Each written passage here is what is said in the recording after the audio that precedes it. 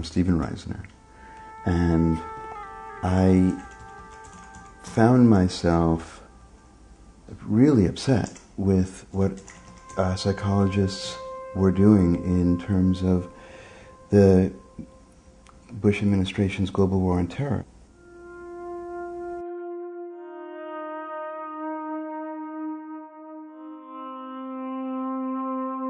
Psychologists were advising and overseeing, and in some cases actually doing, the interrogations of enemy combatants.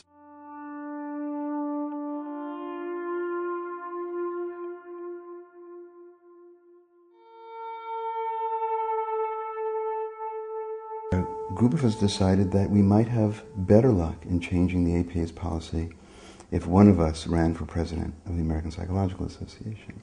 So I am the one.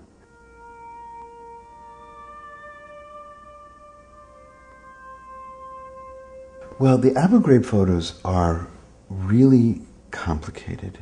There's a false distinction that was inoperative at Abu Ghraib between psychological techniques and physical techniques of abuse.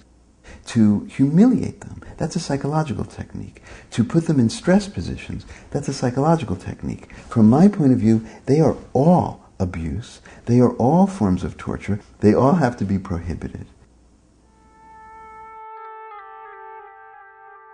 So where we get into trouble is where psychologists use their expertise specifically to undermine the psychology of certain people.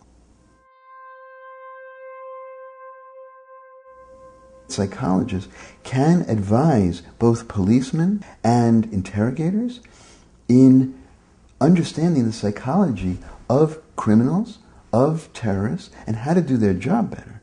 That is a very different matter from a psychologist looking at a specific interrogation and saying, that kid is missing his parents. Why don't we tell him that he'll never see them again if he doesn't talk?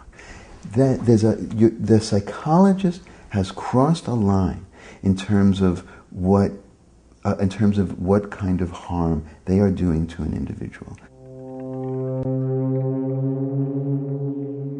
Very reason that you don't permit abuse, either psychological or physical, because it ends up running amok and violating the humanity of both parties. And you end up with a world turned upside down where nobody understands what's right and what's wrong.